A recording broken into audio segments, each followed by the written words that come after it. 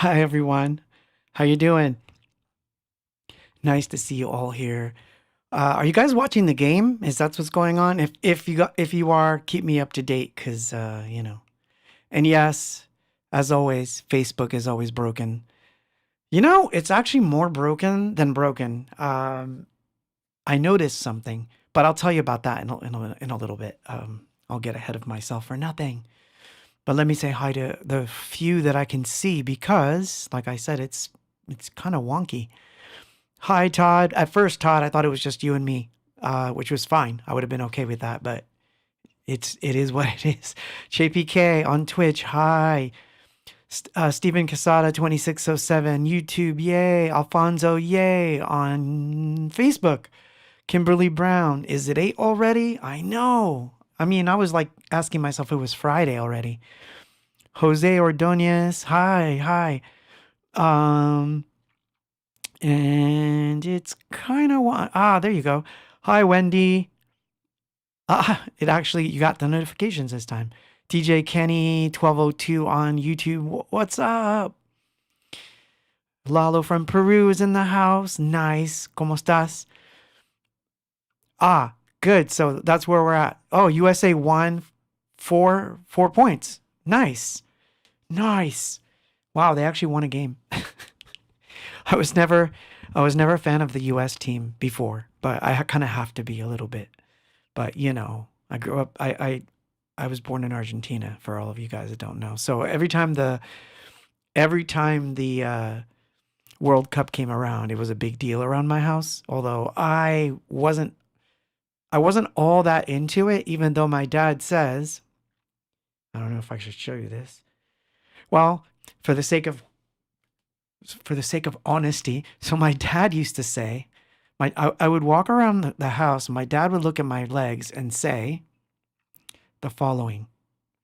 See if I can show you, which is funny. Oh, this is going to be terrible. Yep, there it is. He used to say I had soccer legs, but they were going to a waste. He said, such a waste of good legs. Because I didn't like soccer. So, yeah. But, ah, so how do I feel about the Brazilian soccer team? You already know the answer to that question, Todd. You know. No, they're both. The Brazilian soccer team is actually quite good. Um, but there's a huge rivalry between those two countries when it comes to soccer. We're friends all throughout the year until that day. Just like my friend Brooks and I, we were best of friends all year until the World Cup would come around, and then bam, fights galore. So, but yeah, which is what's funny about soccer, but But I digress. Hope you've got your drinks ready. And I hope I don't spill mine on anything. But man, yeah, that rivalry. Whew.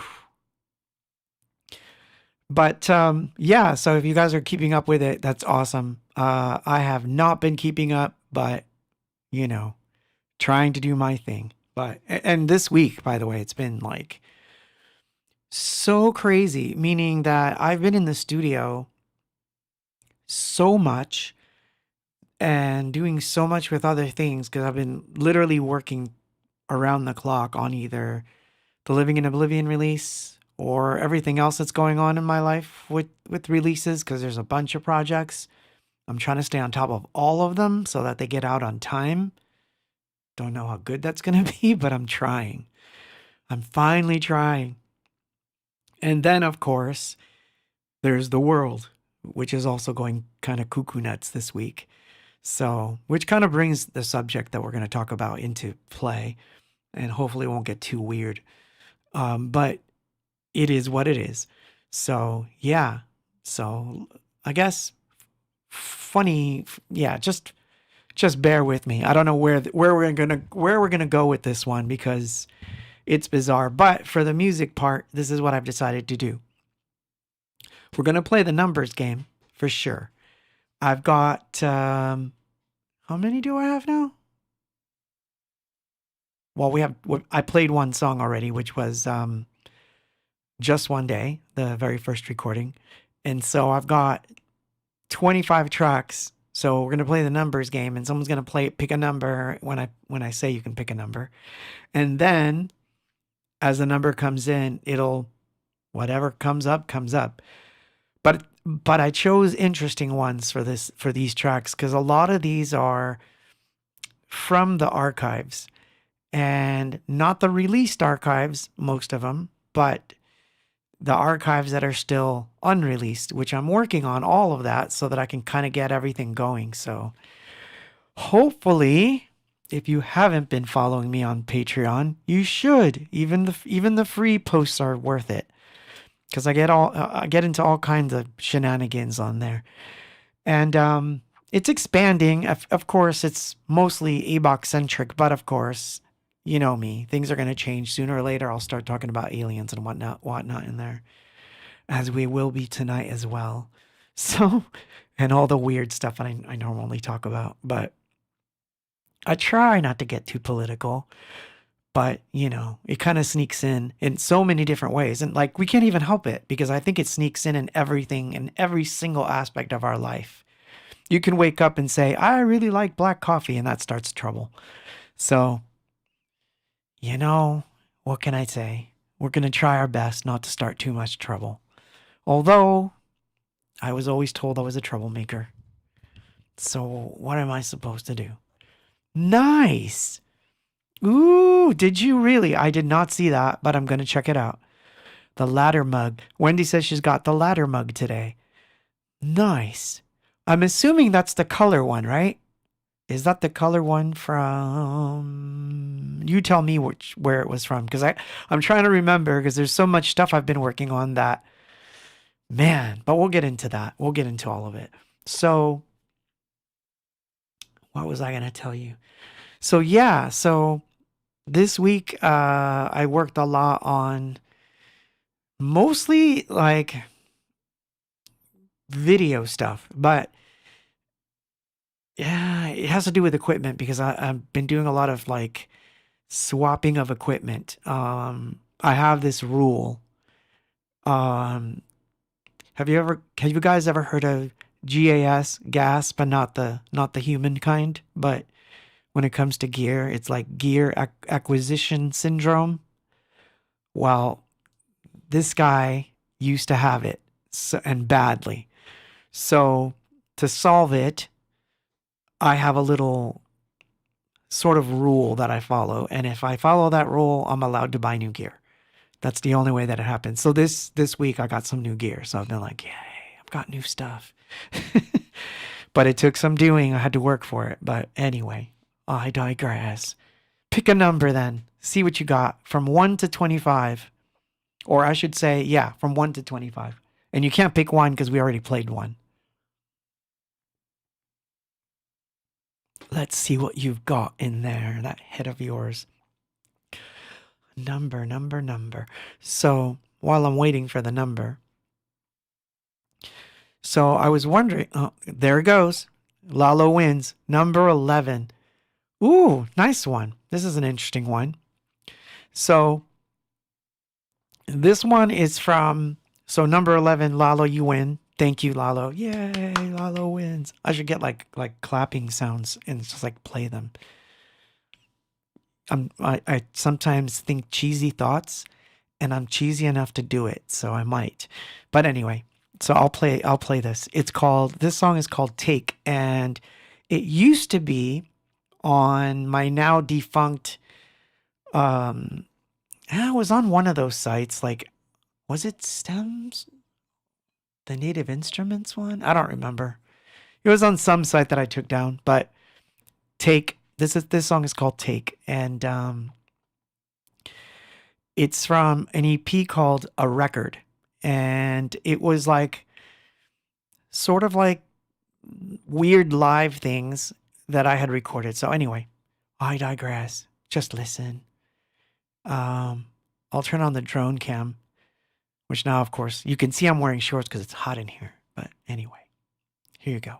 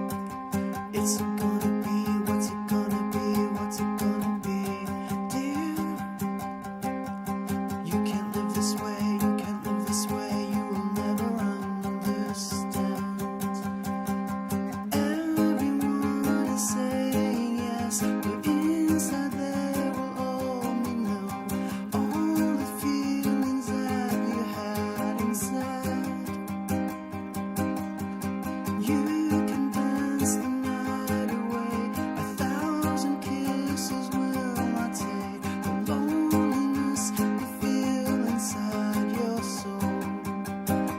And I will know. Oh, I will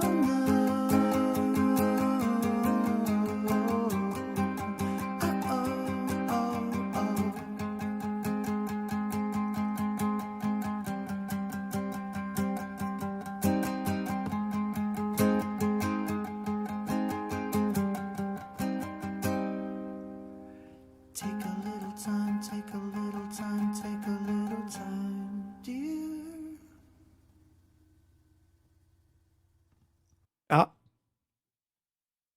Thank you. Let me see. I wonder if it'll let me. No, I see, Wendy. No, it won't let me because I'd have to log in. And then I mess things up. So I don't think I can show it that way. Well, let me see. Let me try.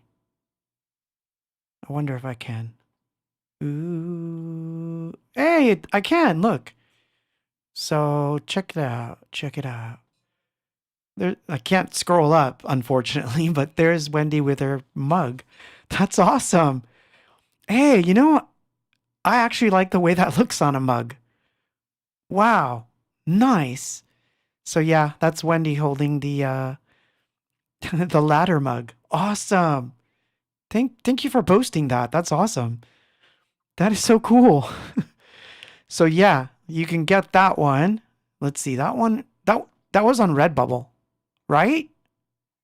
Is that Redbubble or the other one? No, that's on Spring. So here, you can get that one here. Sorry. I'm like getting all ahead of myself. So that's my, well, here. I'll just post them all now. I might as well. But yeah, I lost it. I had all the links and now they're gone. Of course. But yeah. So yeah, you can get those on Spring. The links to all this stuff is usually on my Facebook, but I'll post the links in the chat before the night's out, and you know, all the shill stuff, whatever, you know, Patreon, Bandcamp mostly. But yeah, I've been doing a lot more merch on Redbubble and Spring because I've been trying out these new designs for the, you know, for the Living in Oblivion video. There's stuff going on there. So here's my rule about gear. There was a time where I was buying stuff like all the time, just like, oh, that looks nice and shiny, let me try it. And then I'd have it for a month and then that wouldn't go anywhere.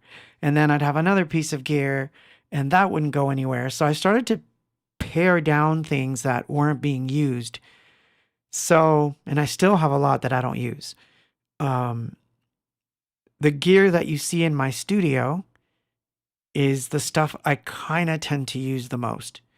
So it stays, obviously, but stuff that I have in the closet that's just sitting there, it's got to be sold off before I can buy new gear. That's the rule. I have to sell something in order to buy something. So that's how I get the dough. So then that way I can't feel guilty about buying something. So what I started to do is I started to go through all my old lenses because I had so many that I've not used in years. And I had some gems in there. So I started to put them all on eBay. And I wound up selling like, I don't know, $900 worth of lenses, which is pretty crazy. But yeah, I sold about $900 worth of lenses. And then I discovered what I was going to get with this money. So, and you know, it's not a synth. So I was doing test shots with my camera and then I found out, like, sorry, I know, nerdy stuff. I know. So I was doing tests with my camera and I was like all bummed out about certain things that were happening with my camera. And I was like, you know, I haven't looked at what happened or the cameras that came after my camera, like what happened, you know, like, because I don't follow up on gear. As if I'm using something, I don't follow up and get new gear. I never fix it if it's not broke. But in this case, I was looking for certain things that my camera wasn't able to do. And yeah, I wound up with a new camera. So I have a new camera coming. Yes. So I will now have two cameras. Well, actually, the Living in Oblivion shoot now has four cameras for that shoot, which is crazy. So yeah, I'm definitely taking it serious. So yeah, it will be a two main camera shoot now with a third that's, I can't tell you what that one's for, but it's pretty crazy.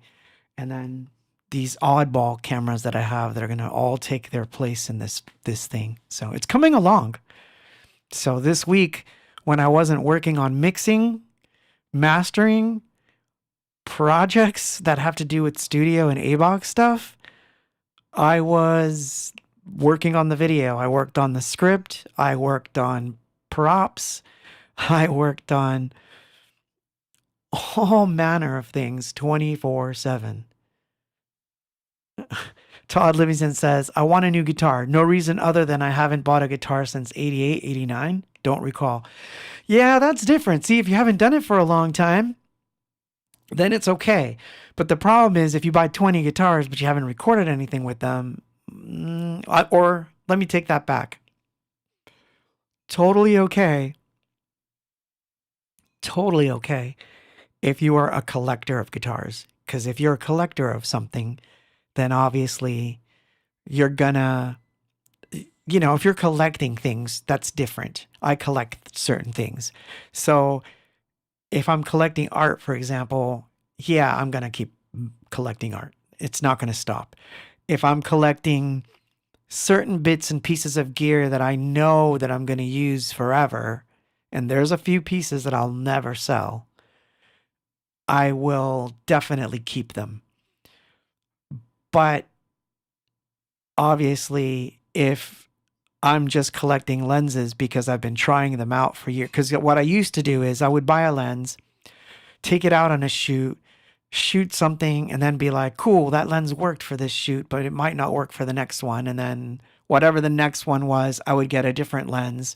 And then always I would have these reasons why these wouldn't do it. And so what I did is I started to pare down my kit. So it's like, I'm never doing, like, for example, I'm never doing 100mm lenses ever. So why do I own two of them? Like, that's silly. I'm never going to use them. So I might as well sell them off to get something else that I'm going to use. And then of the ones I use, which are my favorites, I have like 10 of the same type. How many 50mm do you need? So that's what I started to do, is like pare down everything and then basically say, now I've got a clean slate, more or less. And now, what would I be using most of the time now that I'm like more inclined to use the camera all the time? Because now I've been using it a lot more. And doing shows, by the way, even when I remember to turn on the camera, I only take one lens out with me. But in my bag, there's usually two. So that if I'm traveling around, basically I can like have light lenses I can load into the camera. But, oh, hi Brian. Brian says, all prime lenses or some multi? Both. I have a combination of both. So I have like, so I'll put it to you this way. I have two that are now multifocal that are auto lenses, if you want to talk stupid gear stuff. Just two. And they cover the basis of what most of my primes would do. But I have certain primes that I like for filming very specifically. They're just lenses that have a look that I like. So those particular ones I bought in the focal lengths that I know that I'm going to use forever. So I basically have everything covered from 9mm to about 70, which is pretty much the entire gambit of everything I would ever need for any video. And I have a 7mm all the way up to 70. So I think I'm okay. I should actually say to 70. 70 is the biggest one I have now. So anyway, I digress. No more nerd talk about lenses. But I now have two cameras to use them on. So now I can take two cameras out, have one with a small lens on it and one with a large lens on it. So instead of having to swap out lenses and settings, I have both cameras set the same and shoot. And if you're wondering why I'm talking about that stuff so much, is because not only am I going to do the Living in Oblivion video, but I don't know. After watching some of the videos that I've seen from Boards of Canada, I don't know if you guys have seen some of the new videos from the new album.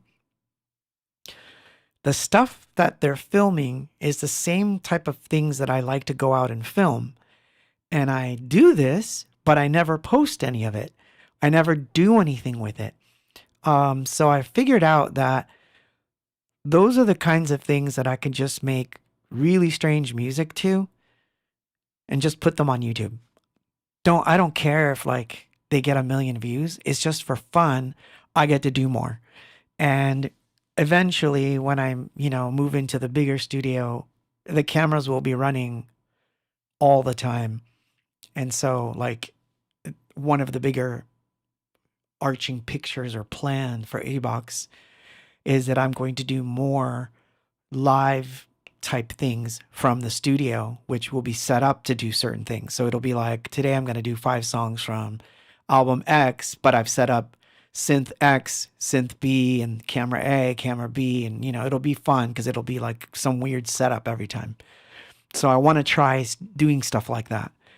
And I like taking gear out to weird places and just doing weird music there. So I want to try that too. And so as I'm building up the gear, that's what I'm doing. But wait. You'd have to sell some old cars to make room. Well, that's a good problem to have. I wish I had some old cars to sell. I only have 1 car. I have to keep it. But that's fine. That's what I'm saying. Yeah. But anyway, pick a number, see what you got. Pick a number and let's see what you've got. And then we'll start getting into the weeds on this other stuff. JBK, you were quick, man. You were quick. Number 5. Wow. Okay.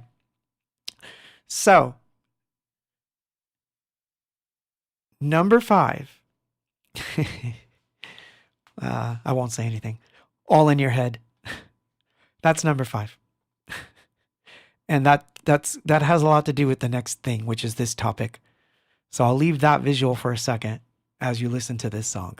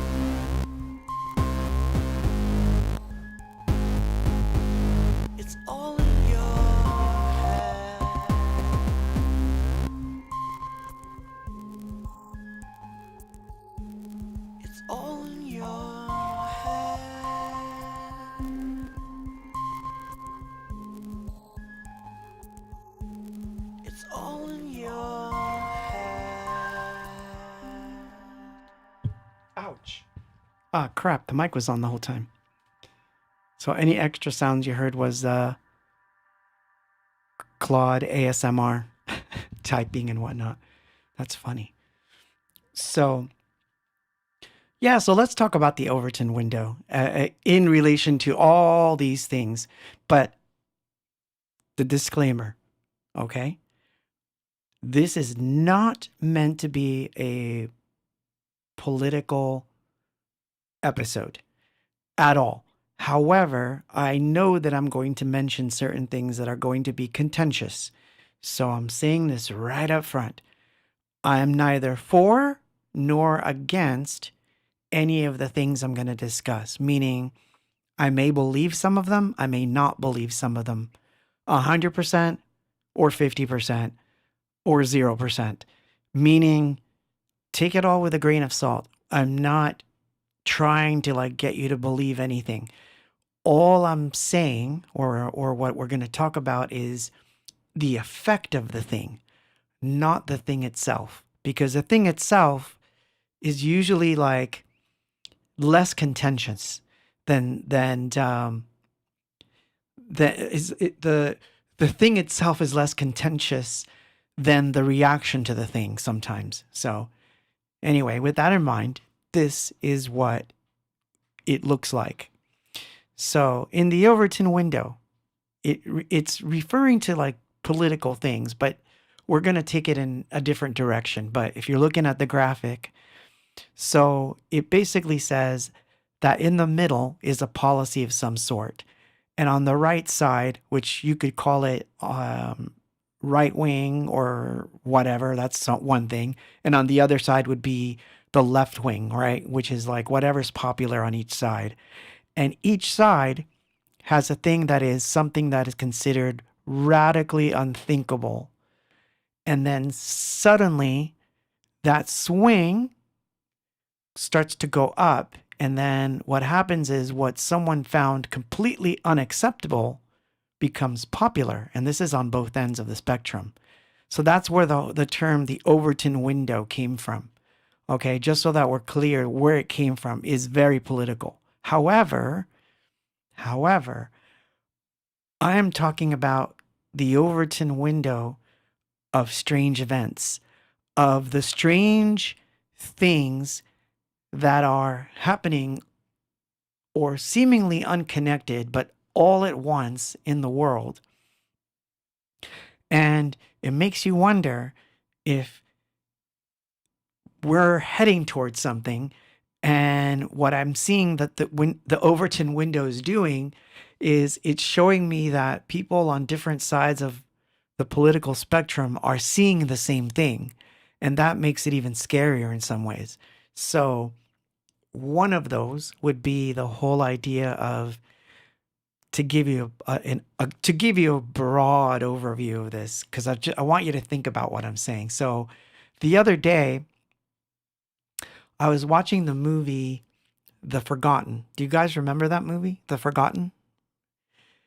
If you haven't seen it, it's a strange sci-fi. I consider it a strange drama sci-fi. A little on the sappy side, but because of the content, but it's a good film. It's actually a good film. It actually had a good premise.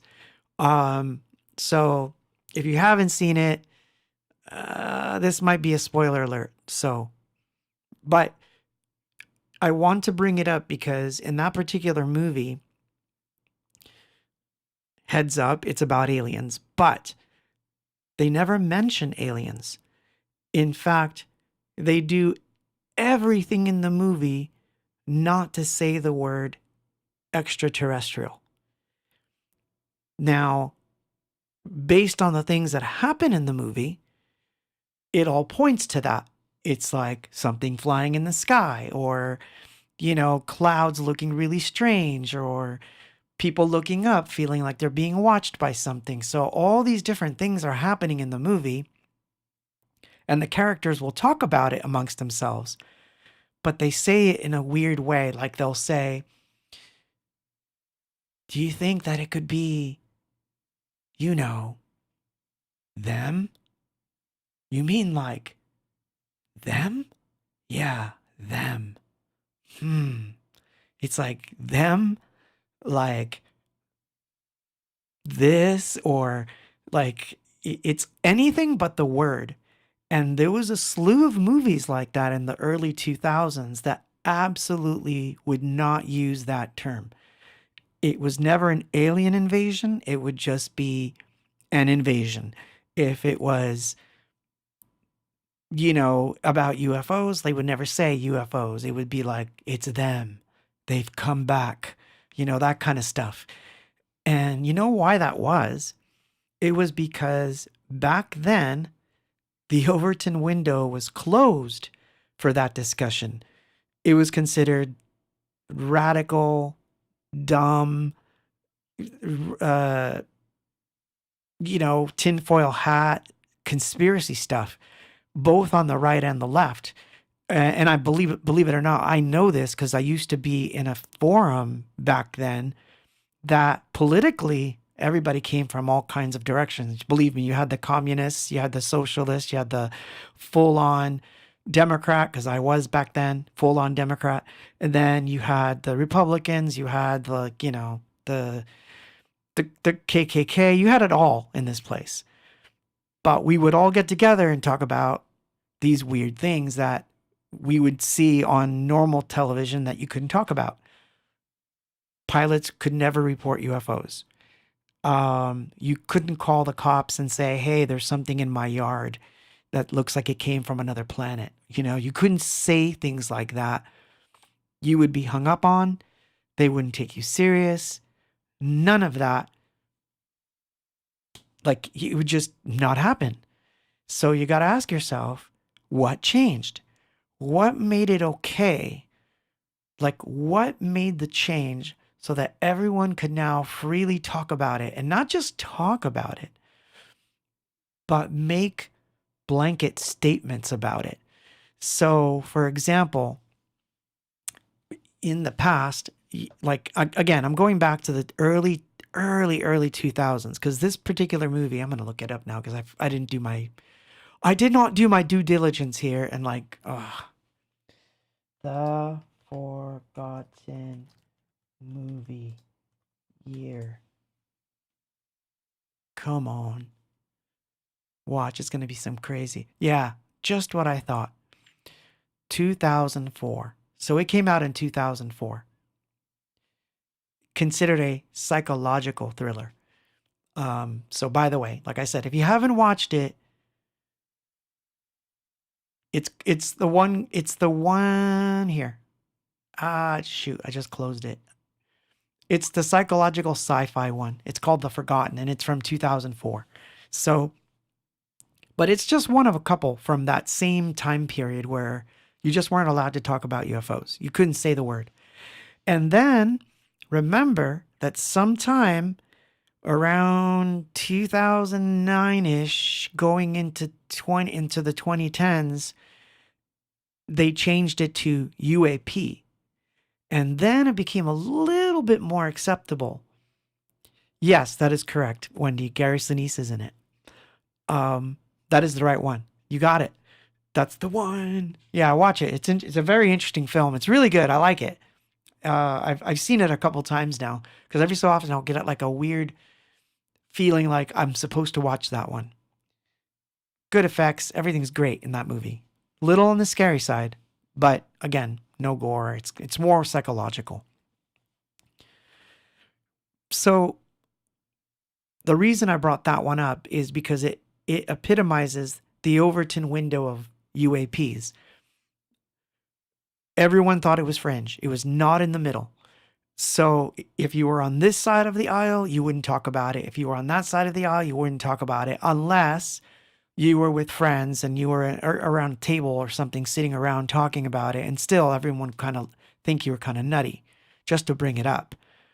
And yet, as the 2000s came forward, UFOs became UAPs. And for some reason, it was okay to talk about UAPs. No one really says UFOs anymore. That's so 1950s. But UAPs are okay. And I always thought that was odd too. Like, why change the definition? Why change the definition? So to me, that was like the beginnings of the wake up call that something was going to happen. And so slowly that window ramped up. So look at the thing again, and you see on the left and right side where it says radical, unthinkable, and unthinkable. Put UAPs in that list, and then work your way up. And now we're right in the middle, where we literally had a guy at the White House say that there's like at least 10 different types of aliens that we've been in communication with, and that he filled the president in on this information, and, just very blasé. I think the guy's name was Grush. Am I saying that name right? It was Grush? Gresh? I'm terrible with that stuff. But the point is that now it's a normal thing. You could turn on the stations that you watch, whether it's NBC, Fox, CNN, ABC, CBS, all of them will now bring the stories up as if it's something that people want to know. Now, obviously, people do want to know, but it's funny that it's acceptable now, to the point where many different things have become acceptable, all in the middle of this weird window. And there's so much there. And so, like, I was thinking about it this week because I feel like we're heading towards something. And I feel it, but I can't explain what it is. And I've been feeling it this way for a while now.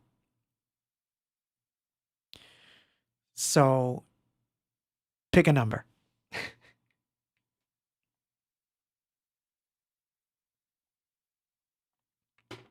I'll try to talk less and play more music. But pick a number. And yes, if you're alien and you're listening, I'm going to call you aliens or other things, because you might be something else. But whatever it is, I've got some interesting ideas about that. Well, remember, we talked about this before as I'm waiting for the number. Remember, I said, number, pick a number. Oh. Brian Spencer, you got it, man. Number 8 wins. And what is number 8? Ooh, there it is. Number 8 is Because, the Purveyor remix. And let's just keep chatting we'll just keep chatting while the drone cam is up there.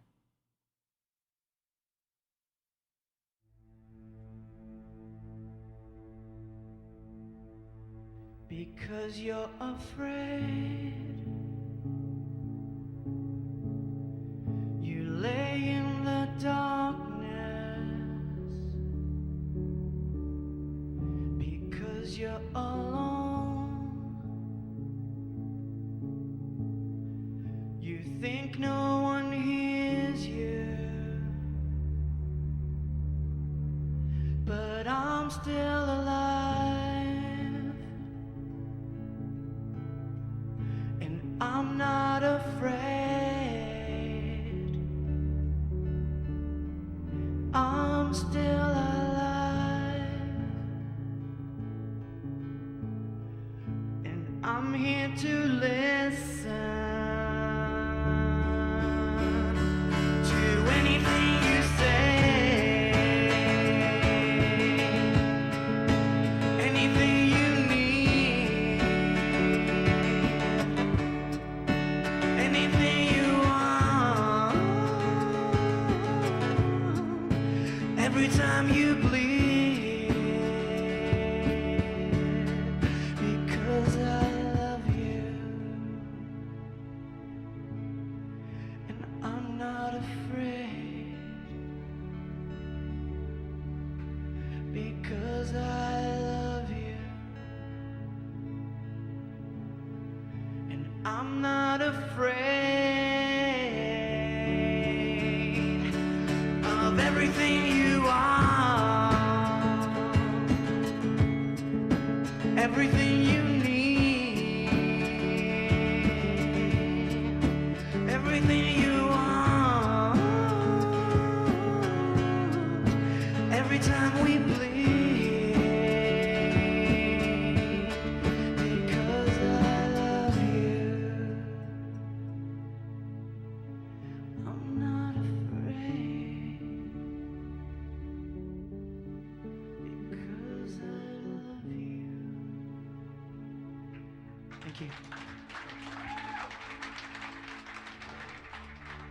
Thank you very much.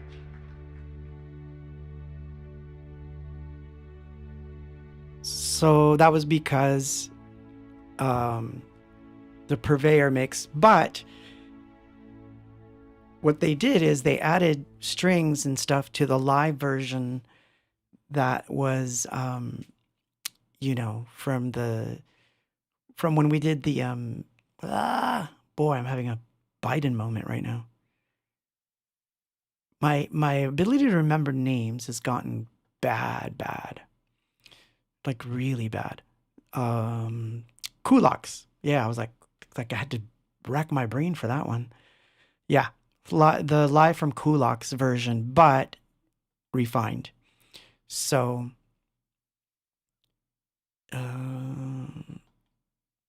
yay! So it says the chat's working better now.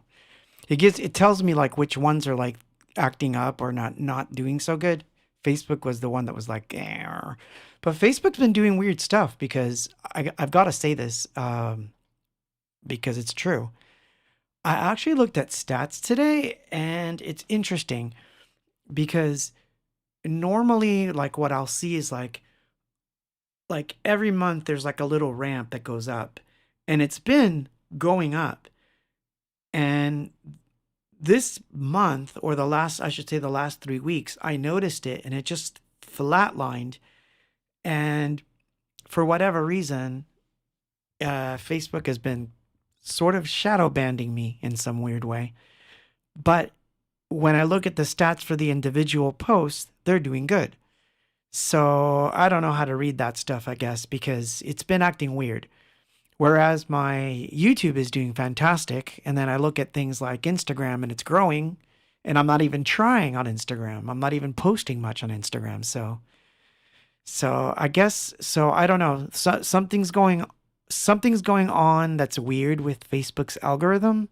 So some stuff is changing. Yeah, Tim says Paul on guitars and Gary beatboxing. Yeah, that was Paul on guitars and Gary beatboxing. That was from that live thing. You can get that, by the way. I guess I can do a little shilling. You can get that, by the way, over at Bandcamp, of course, where you will find a vast selection of anything box albums and weird EPs and things that you can only get on Bandcamp. And I tell you, I really love Bandcamp. Where else are you going to be able to get stuff like Nobody Fears Television, which has the extended version of When We Lie on it, and bits of Living in Oblivion 1995 and a couple of other stuff. And then, of course, things like DVR ABX 26, which is like all the remixes, the new album, of course, in book form. There's merch there. Nice. So yeah, that's at the Anything Box Bandcamp site.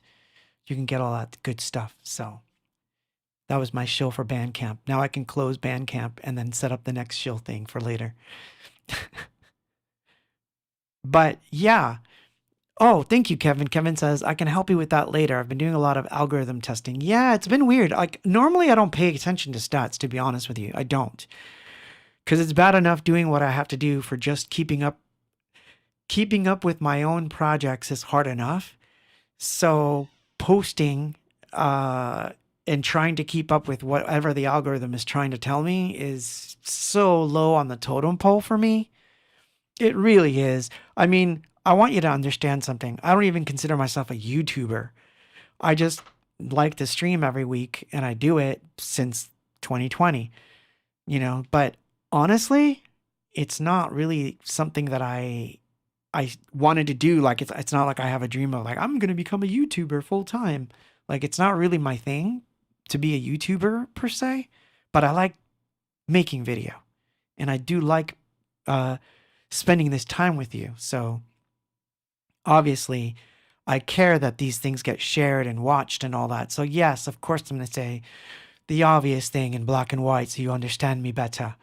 Subscribe, hit the like button, leave a comment on the video. It really does help. And it helps me a lot because it means I don't have to do extra work. I can just like focus on making content and not worry about like doing stupid things to like get the account to go up in value. But Tim, you are so funny, man. I love you, Tim. I keep getting shadow banned for showing off my nip nops. I don't want to know what that is. But thanks. Thanks for putting that visual in my head. Oh, nice. Thank you, Brent.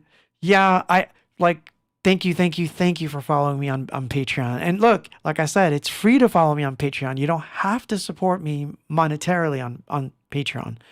But if you do, every month there's an EP of some sort, and they're going to keep coming. So I'm already on the third one with a song in between there. And so they're going to keep coming. And now I'm kind of more on a roll as to like which ones are next and whatnot. So they're going to be a little bit more consistent. Um, and I do things like my studio diaries there, so you can see what I'm working on with in full detail. I guess I should just show you that too now because it looks like I'm shilling. Oh God, I'm shilling again. But yes, if you go on my Patreon, there's actually collections, and some of those are the Abox archives. We are now 4 EPs deep, or I should say 3 EPs deep and one song deep. Um, and one of those was really cool, man. Like recently was the Diary's first album, which everyone thinks was page one, but it was actually page zero, was released. And so, like I said, it's doing good. All of this stuff is doing great, and I'm really happy that it's working. But the main reason I did it, believe it or not, was I wanted to have a place where the posts wouldn't just die in the 15 minutes of or 15 seconds of fame that each post has on social media. And it's a lot easier to update Patreon than it is to update my site all the time. So Patreon is essentially the Anything Box blog with perks. So you do have perks by doing it. So I'll link the darn thing, and then you guys can, do what you do. Do what you do. But I don't know. I don't even know why I did that. So, um, so yeah. So Sherry Bell says, I just saw Disclosure Day. Highly recommended. I'm gonna see it. I'm gonna see it for sure. But I saw an interview with Spielberg, and I didn't like what he was saying. I felt like he was being. You guys know, right, that I follow this, right? That this is a big deal to me. And I try never to get preachy, but one of the things that bugged me about Disclosure Day was that I saw a couple interviews with Spielberg where he's basically saying that the movie could lead Christians to question their faith. And I'm like, well, why not question the Jewish faith? Why isn't it going to question the Muslim faith? Why do these things always have to question my faith? Why is it always my faith that has to be on the chopping block?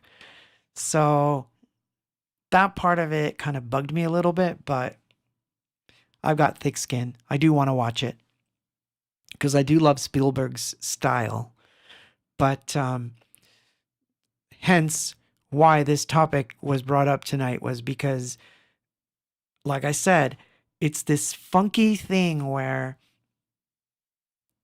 like I said, the Overton window is starting to make it seem like somehow, and I don't know. I don't know how to put this, but it almost wants to say that alien worship is around the corner. And I found that a little odd, because in the 19th, and see, sorry, I lose my train of thought sometimes when I get excited. But I do plan on seeing it on the big screen. I'm actually more excited for the back rooms because I haven't seen the back rooms yet. And that one was more influential to me because, well, I'll tell you why I'm going to watch that one first. But it depends. I don't know. I don't know what happens because I'm thinking about going tomorrow to the movies. So we'll see. I don't know which one. Oh, I saw The Mandalorian. Pretty good. Pretty good. I would say solid 7. I'm pretty critical, but solid 7. But Kevin Jones, I love you, man. I'm betting on fake alien invasion for 2026, 2027. You know, I'm starting to think that it might not even be an invasion. I think it's going to cut a little weirder and deeper than that. I think it's going to be weird. I don't know that it's going to be an invasion per se, but that Overton window, I tell you. Anyway, pick a number. Pick a number. Pick a number. Yes, don't say anything. Don't spoil it. Don't spoil it. Like, yeah, I don't, like I said, I read some really good reviews and bad reviews of all the movies that we're talking about, and I don't really let reviews sway me, but I hate when I watch I hate when I watch reviews and suddenly the director says some stupid thing and then that sticks in my head. That works against me more than a bad review. So, ooh, you are so lucky. So, Wendy, you win. Number 7. And it's also 7 for mine. So, good. Look what you have brought to the world. So this one, this is from the Argentine release of Volume 1. And this is not really known that much. But it's been out for a long time. Keyword, been out for a long time. Here you go. You guys will be happy to hear this one. I know.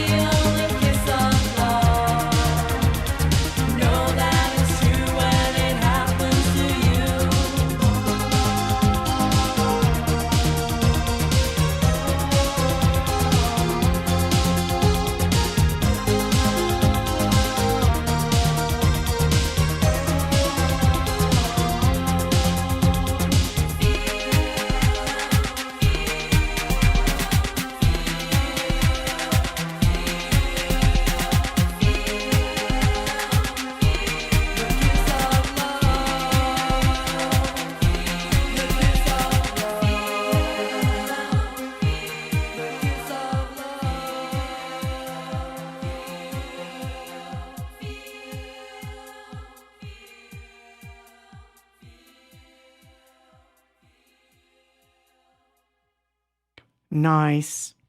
See? See? Not only did you pick number 7 and you got the song, it was a good one. It was a good one. Not saying that everything on that list is good, but no, there is a song in Spanish. Yeah, there is. And that would be Carmen. We did that in Spanish, but other than that, we haven't done anything else really. I know. I mean, we tried doing one a long time ago, but it didn't work. Yeah, Spanish. I mean, it's a weird thing. I sometimes I think that I can do it, or I've been able to do it, but it takes a different mindset for me to get into something in Spanish. Oh, well, there is a song or a piece of a song that's in Spanish. Actually, there's two interesting Spanish bits in on the most recent album, which yeah, funny, I forgot about that. No, there is. You're right. There actually is a few different ones. There are two specific things that are on the new album that are like that. Ah, Tim, you put that in my head. No. Ah, yeah, exactly. Not all songs translate, but I like writing songs in Spanish that are like new things. So I might do that in the future sometime, but I digress.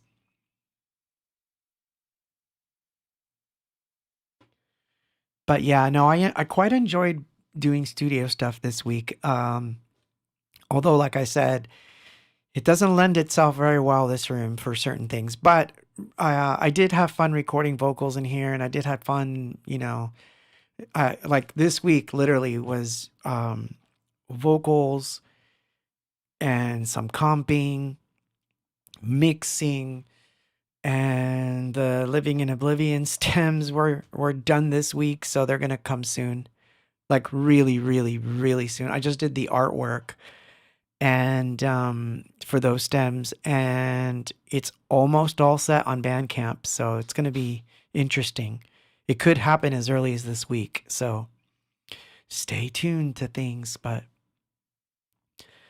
aw, in high Kenny says, DJ Kenny says, in high school, 1989-ish, we'd go to a Mormon dance at another school because of the great music.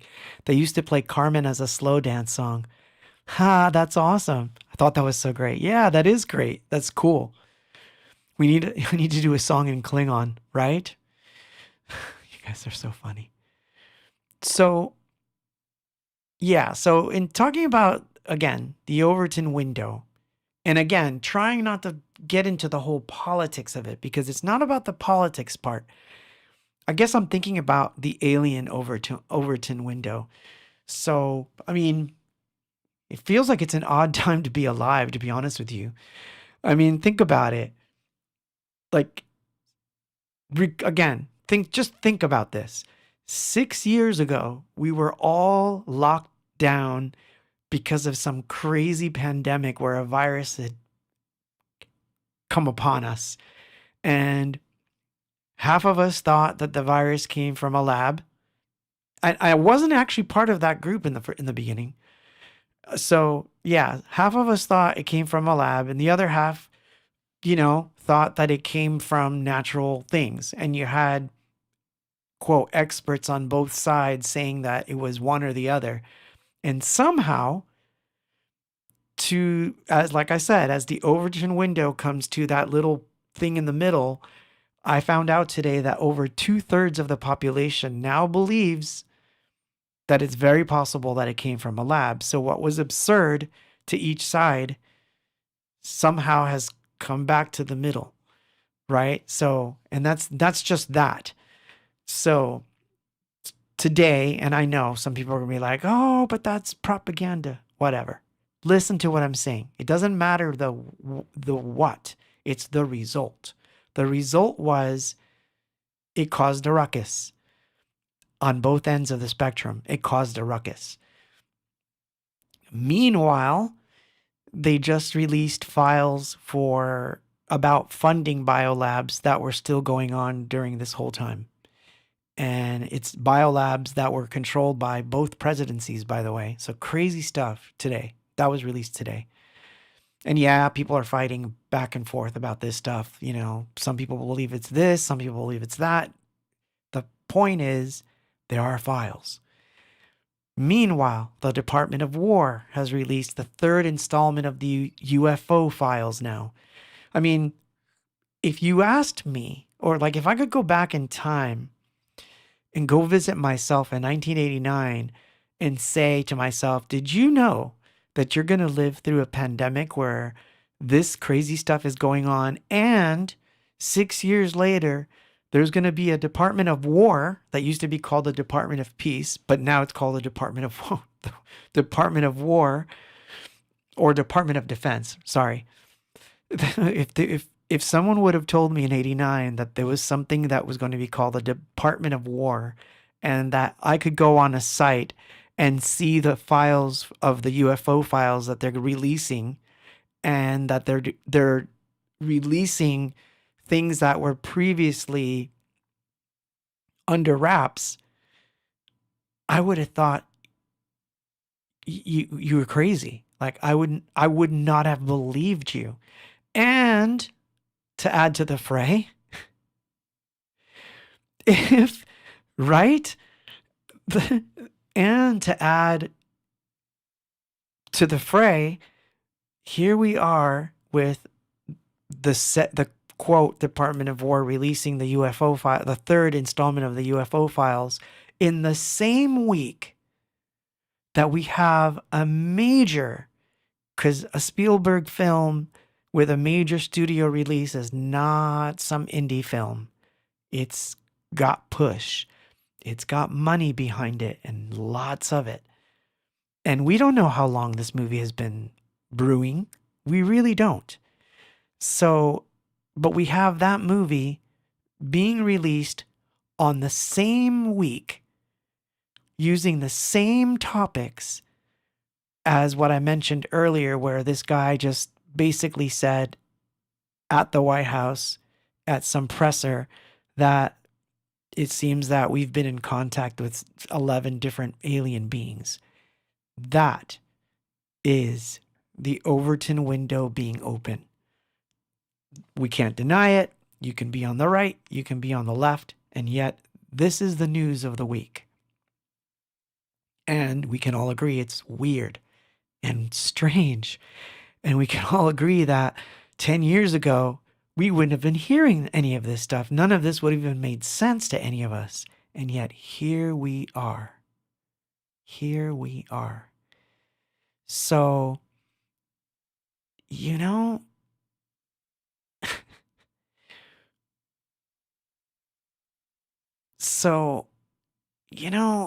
it is what it is, you know? So all I'm saying is it's this weirdness that it seems to be heading towards something. And I am not exactly sure what it is. But for whatever reason, I'm feeling it. I'm feeling it. I didn't even have to know the news. That's the weird thing. I didn't even have to follow the news to know that this is what was happening. I kept thinking to myself, it's going to be weird this week. Disclosure Day is coming out. I bet you there's going to be some crazy stuff about UFOs and biolabs and all kinds of weirdness.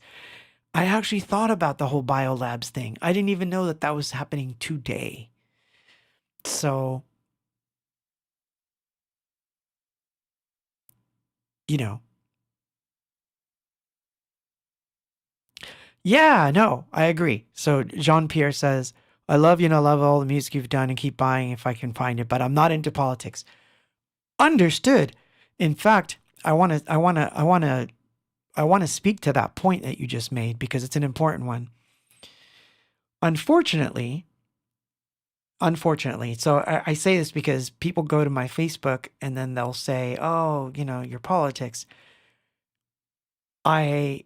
When Facebook got started, I had the Anything Box was my handle, and I can't change it because the band has its own, which is NPOP, and I can't change them because for whatever reason, Facebook throws it into the void for 2 weeks and I could lose the name.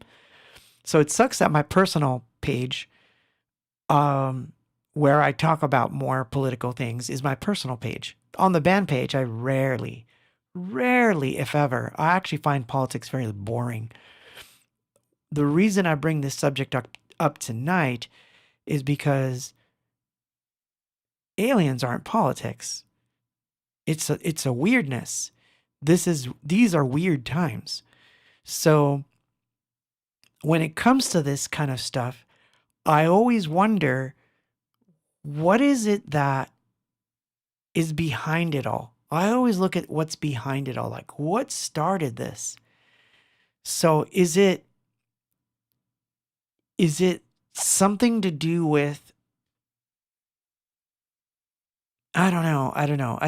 It's a weird feeling and I can't shake it. So that's why I brought it up, because I wanted to know if anyone else had gotten that weird feeling of this, all these things happening all at once, that's all. Um, but you got to understand that all this stuff is strange. The disclosure stuff in particular is very interesting to me because, like I said, I've been following this stuff for a long time, and I never would have thought we would have gotten to the point where we're at. I mean,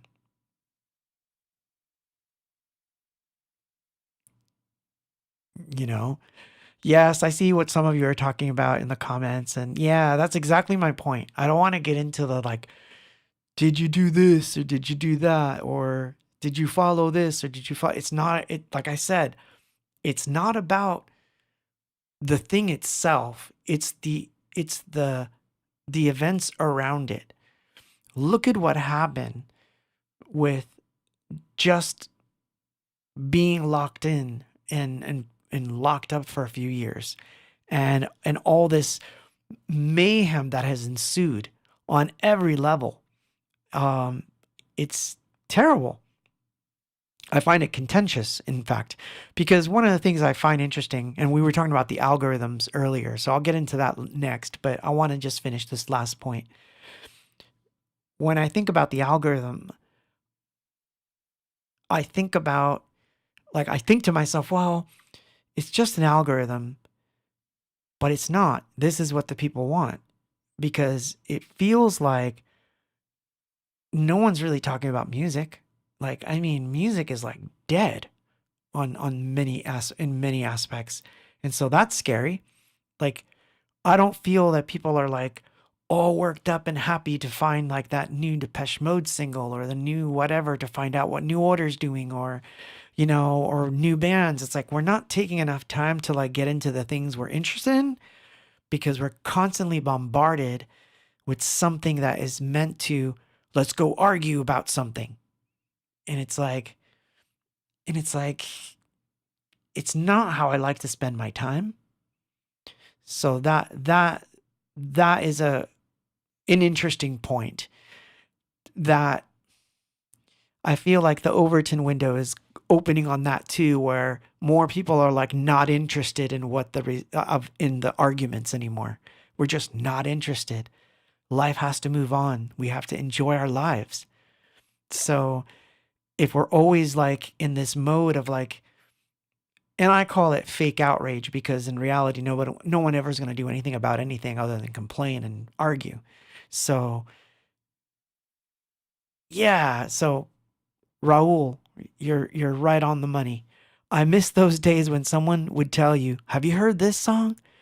Music was something that we really shared, and we would have a conversation about it. Man, tell me about it. My friend Dan and I'm not kidding. We would we would literally get a new album, put it in the car, and drive around just listening to this new album until the whole thing was done. We would be having a conversation, or we'd be like effectively listening to it. Like, those are really, really important to me. Those things are far more important, which is why, like I said, I've been getting more into film and stuff, because I'd rather like take out my camera and go film stuff than to like spend my time online arguing with people. It's like the last thing I want to do. So I've tried my best. Of course, it gets me. But yeah, it becomes, you're right, Kevin, it becomes fatiguing. So, but anyway, The reason I brought up the Overton window is because I'm starting to see something where, like I said, people on the left and people left, right, people on the left and people on the right are coming together more than you think they are if you step back and look at the public view of certain aspects of life. We're coming together slowly, surely, more than we're coming apart. There's going to be always going to be fringe stuff on the sides that's going to be weird, but I think there's a lot happening in the middle that we can all agree with, which is let's go to concerts more. Let's go support our bands more. Let's go let's try to teach each other to be nicer to each other, that kind of stuff. So anyway, pick a number, pick a number. We're not playing enough music. Darn it.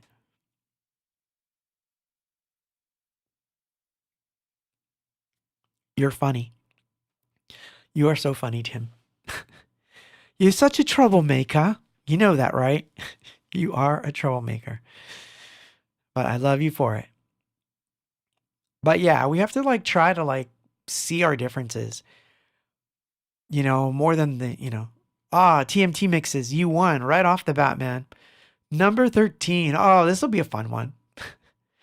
So, among the projects that are coming to Patreon is so this one's a weird thing. I got to explain it before I play it. So, during the early 2000s, we released 2 t-shirts that were called Shareware 1 and 2. And not all of Shareware is meant for Patreon because some of those songs are things that should be in the not just in the archives as oddities, but should be out in the real world. So so basically I'm going to break up Shareware 1 and 2 into 2 different things, and some of it's going to Patreon for those who know, and then for the rest of the world, when I say the rest of the world, it really just means Bandcamp, but or it means that it's not going to streaming. For some of the Bandcamp side, which by the way, I love my Bandcamp, so I do. So, and I take it seriously as well. So these 2 fall into the category of the Patreon side because they're so strange. So this is the long version of Aliens Took My Dog and All the Light Has Faded Out.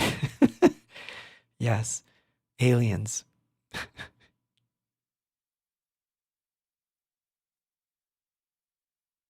Oops.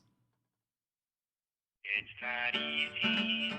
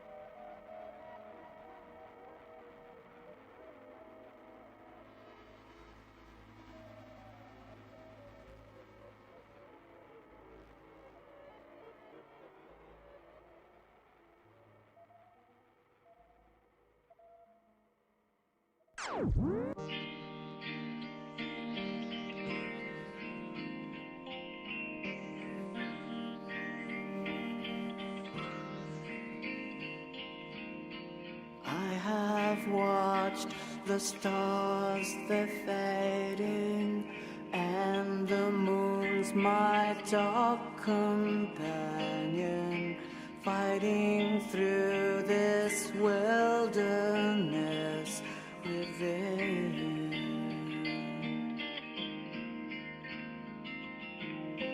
All along been so cold as an ocean without islands. Will I ever see all the light has faded out? All the light has faded out. All the light has faded out from me.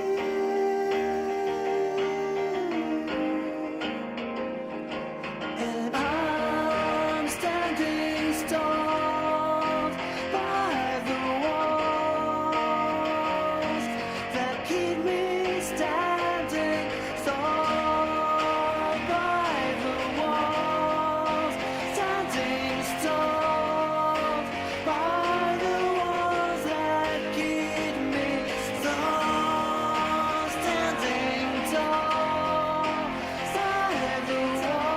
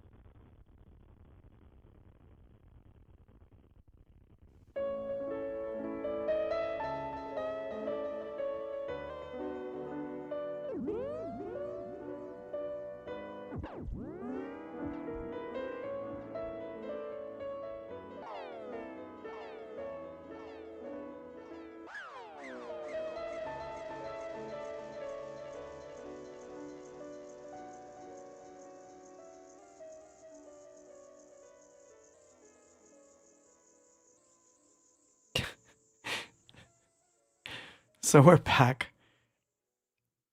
Yeah, okay. I see, this is funny. I get into these funky debates about vinyl all the time. So you would think that Page One would be a good album for vinyl because of the, well, first of all, it's too long. It actually is too long for vinyl. It wouldn't work. But the most important thing is it's actually, even though it's not like, it's not mastered to be loud. Even from the original, it wasn't mastered to be loud, but it has a lot of bass and it has really, really deep bass. In fact, the CD that when we first released it did not do it justice. It actually has a lot more bottom end than you think it does. And for it to work, I would have to shave a lot of that off.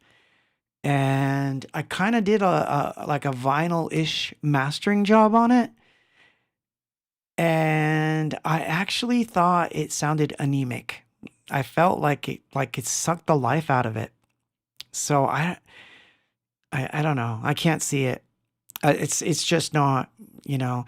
So that's number one. Number two being the most operative important word here, or the most important reason, there's no good plants left. The way that vinyl is being sourced right now, it sounds terrible. It doesn't sound as good as you might think it does. What's happening is that some releases are releasing pre-mastered versions of the albums where there's a lot of dynamics, so those sound okay on vinyl, but it's just okay. When you compare it to their really well mastered CD counterparts, there's no contest. You won't win that one with me. Because I'm in the studio. It's got to sound like what I hear in my head. If it doesn't sound like what I hear in my headphones or in my studio, I don't want it. So, yeah, I know. You guys are going to keep asking me, but yeah, I don't see it. Vinyl is not in the future. Yeah, I don't see it. I don't see it happening. Especially for page one. I it it's just it was never intended to be on vinyl. So that's the other side. A lot of that stuff, like I've thought about it. Yeah, I mean, yeah, Hope, well, see, that's the thing. Hope Worth sounds okay on vinyl because Worth originally was done, well, there's a reason for that. So, for example, Hope and Worth, um, they were both done using older technology, which by the time I did the diary, I was already recording at higher rates. So Hope and Worth were recorded on, like, Worth was recorded basically on 2-inch tape, but it was mastered onto 16-bit 44 DAT from the earliest Pro Tools, which was really crappy. So I can hear the difference. And Worth is too long to be on vinyl. So if it was Worth by its as an album, it wouldn't work. And I had to take quite a bit of bass out for the vinyl versions of Hope Worth versus the CD version. The CD version actually sounds better. So, but I do love 12-inch artwork, so I'm not gonna lie. But yeah, vinyl means shorter albums, uh, last tracks without drums, and a lot of surface noise. I just, and it's really expensive. And I mean, look, that debate, we can debate it forever and a day, but here's my main reason. I'm just going to say it. The main reason is that I like books. I love doing books. And so whenever I have like major releases, meaning albums and certain reissues, I want to do books. And books can be really big. So you can, so I can see myself doing a 12 by 12 book at some point. The last album was an 8 by 10 book. Hope was re-released as a 9 by 9 book. And those are amazing. Um, so, so yeah, doing books is fun. And, holding those in your hand while you're listening to like a 24-bit file off your phone is just fine.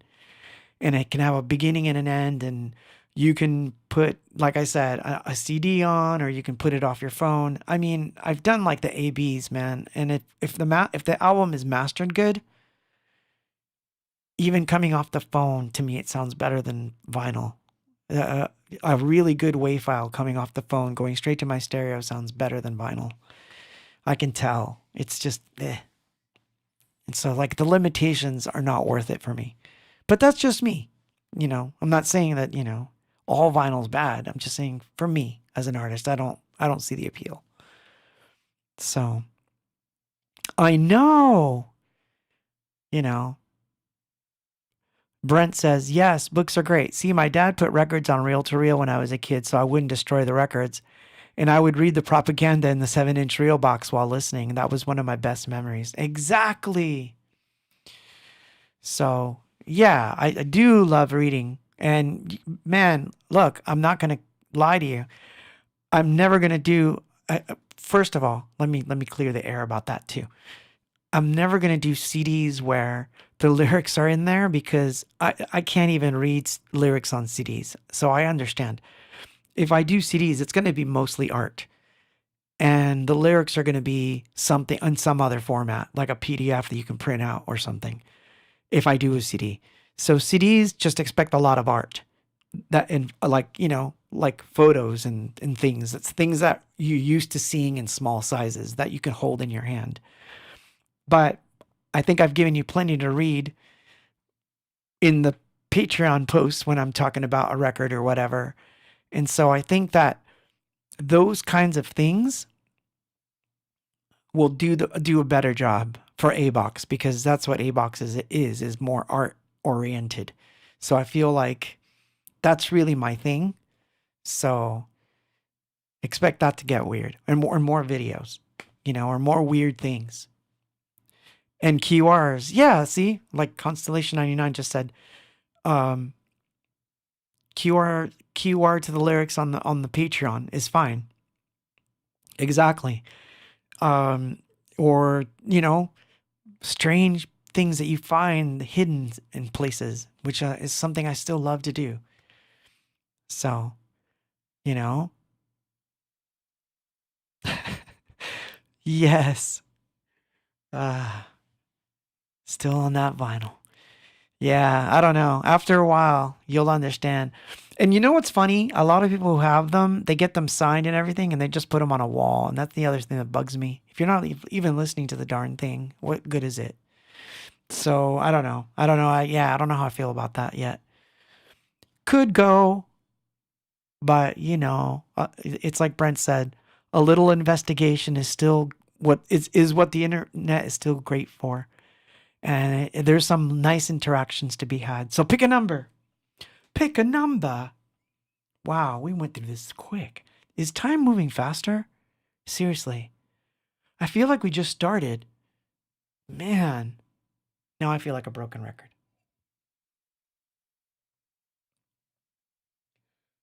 Which is funny because I actually like crackle noise and I like to put noise in things. So imagine if I put out, like, okay, the crackly stuff that I love would sound even worse on vinyl. Todd, pick number 6. Number 6, we played it already. We played it already because yeah. So you're funny, Tim. 13 was played. Oh, nice one, Bramble Davis. Bramble Davis wins. Number 1 he picked, which remember I said earlier in the thing, they shuffle. This is number 1. We were talking about Worth. Come away. It's not my fault.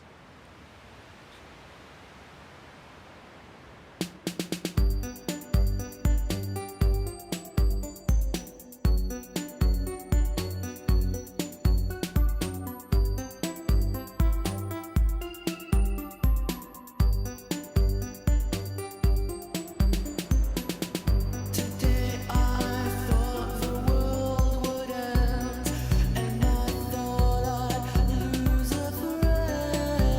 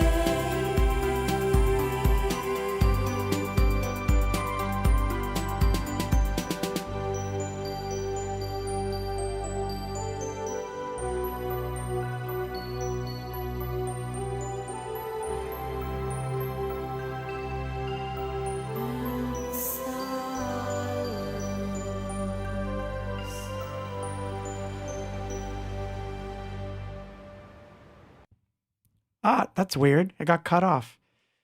Oh, that's right. Of course it did. Yeah, that had to be one of the master. Yeah, it is the master because I can tell. Because see, that goes into another song. That's the other problem with vinyl.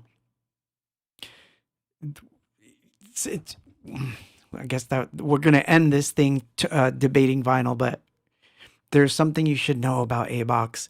So when we were actually very vinyl centric when we first started because we thought everything was going to be on records and then it wasn't. And I'm going to sneeze. That's why I'm making that face. I'm making the I'm going to sneeze face. No. I hate when that happens. It's like I can feel it. Okay. I'm going to try not to sneeze. But so let me explain.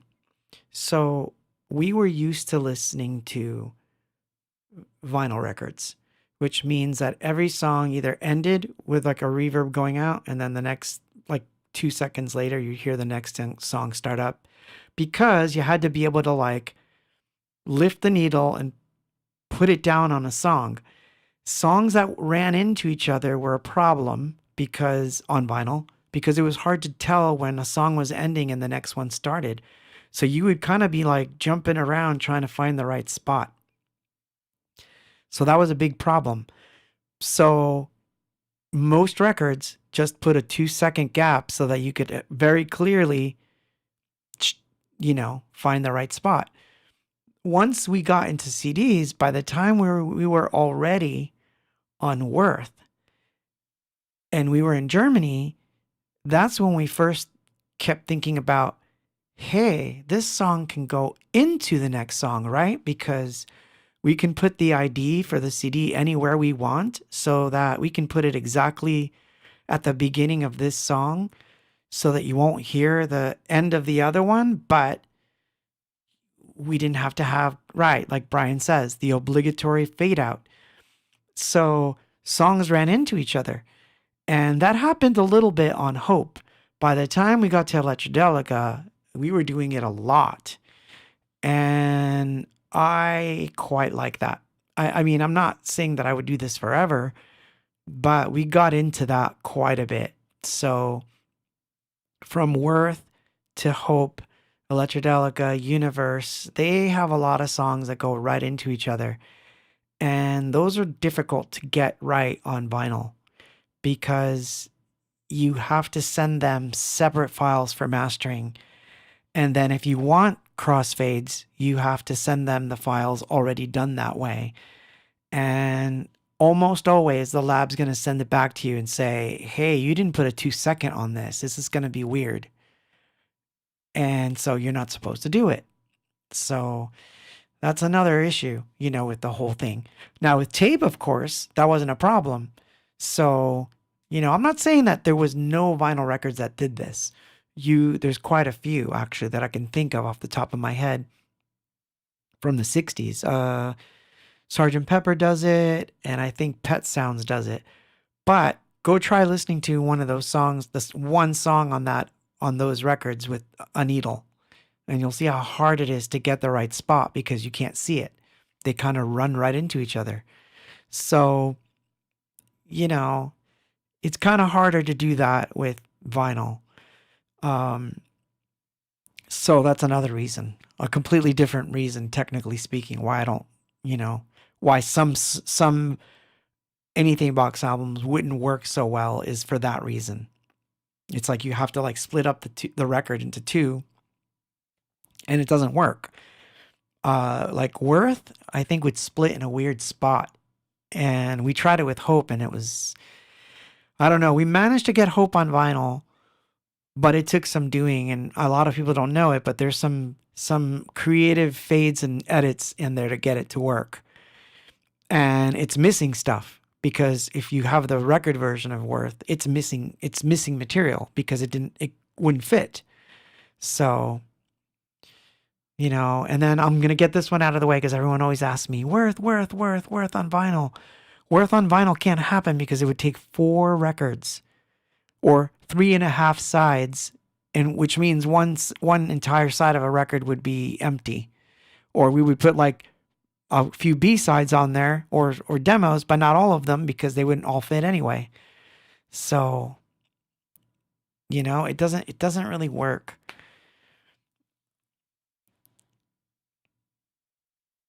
You know?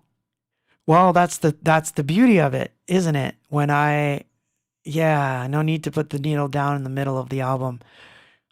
The first time and I still have this, that I listened to Sergeant Pepper, which was I still have it, a really, really good stereo master from Germany, where all the dynamics are perfect. Like they literally did the best transfer of that I ever heard of this album, and I have it. And the first time I heard it from beginning to end without having to turn it over was mind blowing. Like I'd done it on tape, but listening to it on disc, oh, it was awesome, man. I totally loved it. But you better pick a number because it's already 9:51. So just pick a number. I'll play you some more stuff. You've picked good ones so far. You haven't picked any of the really, really weird ones. I almost like choked on my tea, Tim. The 16 album set. Probably someday. It'll be when I'm dead. Someone will do that. Someone is going to do this, and you guys got to remember, I'll be turning in my grave. Every single Abox album will be released on terrible 2035 vinyl. Like, it'll be like flexi disc or something. It'll be like something really terrible, and I'll be spinning around in my grave like, you did vinyl. Oh, man. Number 4 wins. That would be you, Tim. You won this one. Tim. Another one from the record. From our record. So this would have worked on vinyl, for example. But of course, never going to happen. Over visuals for this one. This is called January.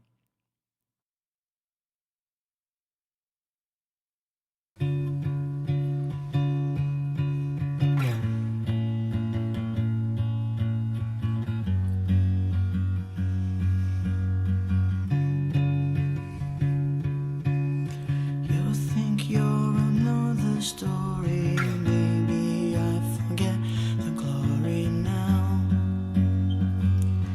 I feel pain. The end of the world is coming round. I see it from the lighted ground. Oh yeah, and I don't care.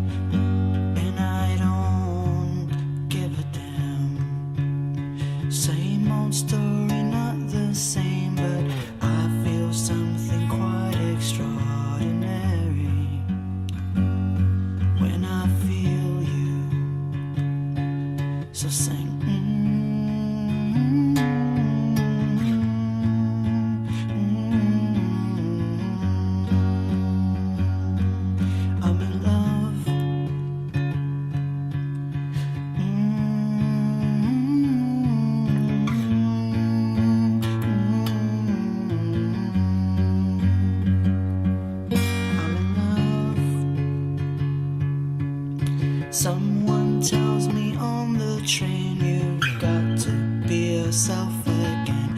Oh, why? What's wrong with me? The art that keeps me on my feet, the songs that sing below the street. Oh yeah, I feel them loud, sing.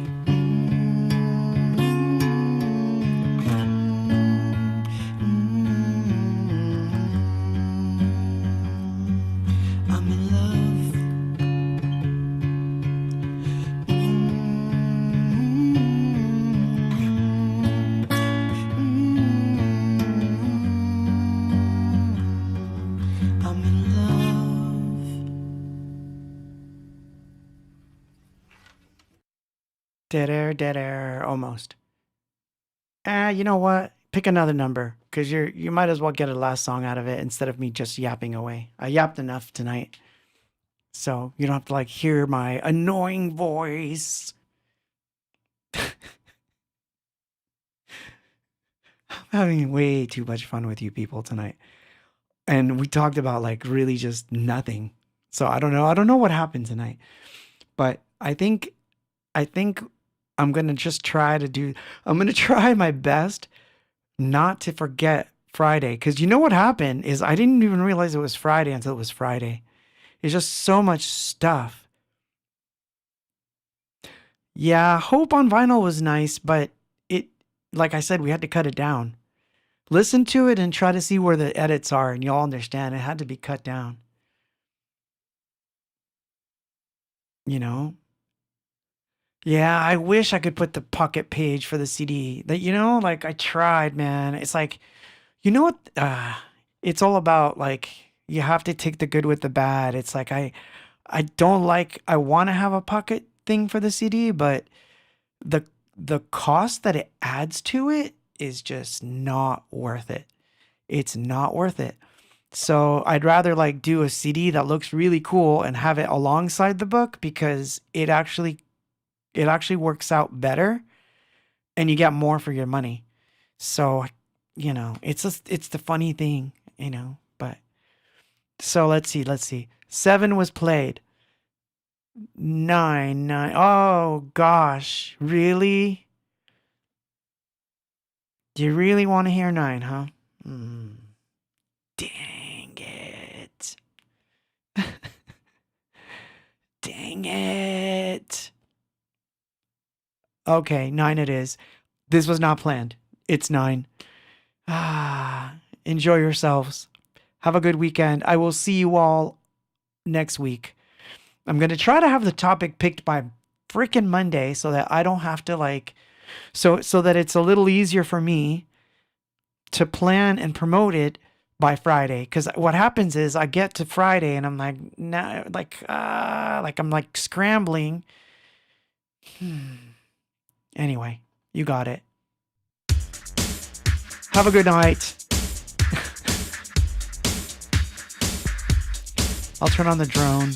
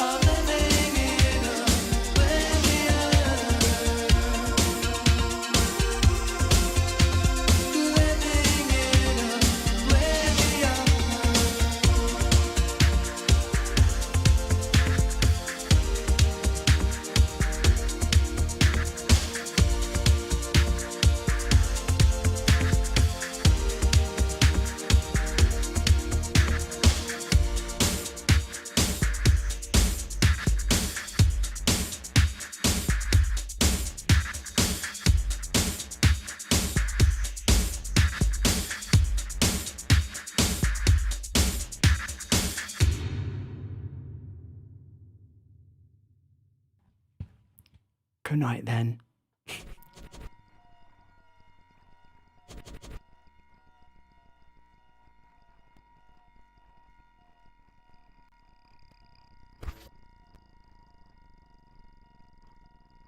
I'm tired of it. Can't you see it?